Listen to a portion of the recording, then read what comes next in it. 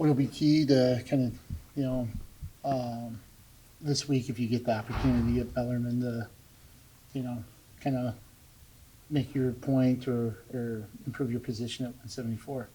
Yeah, I mean, every time you go out, just go out, wrestle hard, and you're in this position where you got to wrestle off a guy. So, just go out and put points on the board and show the best case that I want to be in the mat. So that's all that's going through my mind. What did you learn about yourself this offseason going, making the world team, and getting that opportunity and kind of having the success you had? It was good. It was a really good opportunity, and I wanted to definitely do a better job of finishing over there, and getting my hand raised when it really mattered. But I learned a lot. You learn a lot kind of just behind the scenes of the World Championships and things like that. And so, but it was good. I had a really good off season.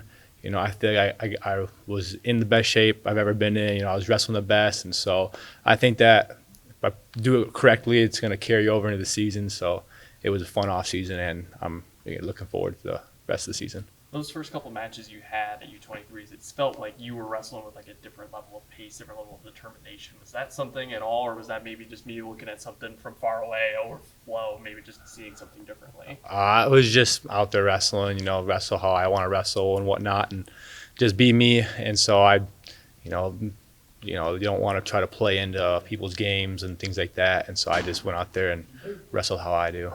What were some of those behind-the-scenes things that you learned, and how they kind of helped you now? You kind of just see how people get down to weight differently, or like the flow of whatnot. We were at this big resort, and this guy in Albanian wrestling closed the resort for just it was only us wrestlers there. So things like that, and then you're making weight, and you're warm, you time change over, so you're 7 hours different. And you're traveling, and if you get there and you're a little heavier than you want to be, but you don't freak out. You stay calm, and you get your weight down and get your workouts in, and get ready to go. And you kind of see, it's funny, when I was warming up for my match after weigh-ins, I was done warming up probably an hour before I wrestled, and the guy I wrestled first round wasn't done warming up literally 4 minutes before he wrestled. He started warm up 20 minutes out and was done with 4 minutes left. And so it's you kind of see a thing, you're like, wow, that's interesting. I wouldn't do that. And so you try not to be, for me, you don't let things like that maybe catch you off guard, but you see it and it's it's interesting. So that's kind of behind the scenes things I thought.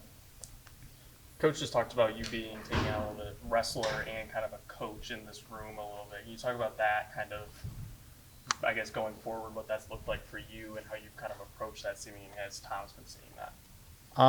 I just think it's I wouldn't really say even a coach or even whatever. It's just when we all have the same goal in mind, you kind of have to lift each other up and lift yourself up. And so you see something that doesn't maybe sit well with you, or you say it, or you really try to lead by example.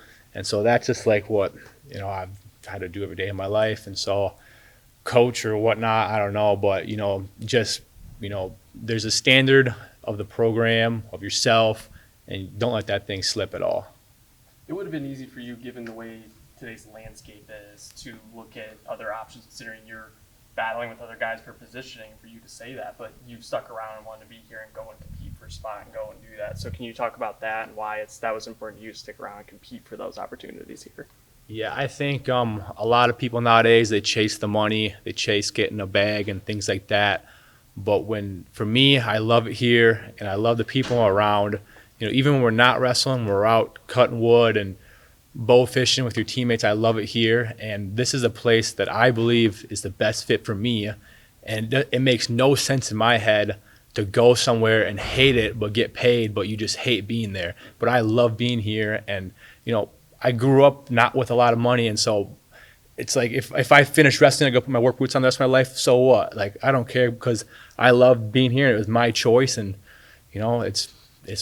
it's how the world works sometimes, but you can't freaking cry and be a baby about it.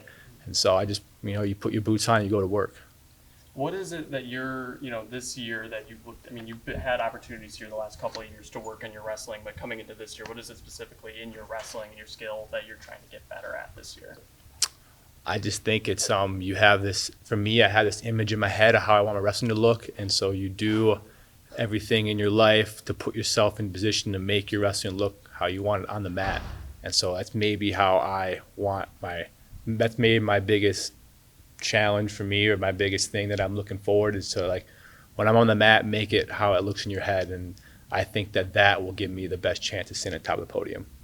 How do you want your wrestling to look? I just want my wrestling to look like a guy who's out there, who's free flowing and really chasing the points. And I kind of heard Shane Sparks. I just rewatched the duel, and he said you want to see the scoreboard exhausted and tired. And so, like, that's kind of a good saying. I like that. And so that's kind of how I want it to be. And even then, but if it's a close match, you just stay in your lane, and you just get your freaking hand raised. And that's what I could have done better at in Albania. Sometimes it's things are happening, just get your freaking hand raised. Last year, you started off the year going through knee scope and having been hurt to start the year. So how has it felt kind of being healthy and being ready to go, from the jump this year too?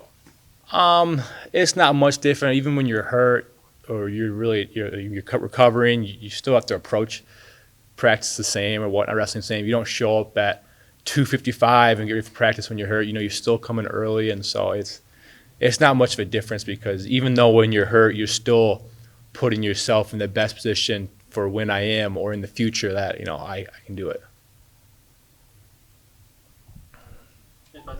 Awesome. Thanks, Patrick. Thank you.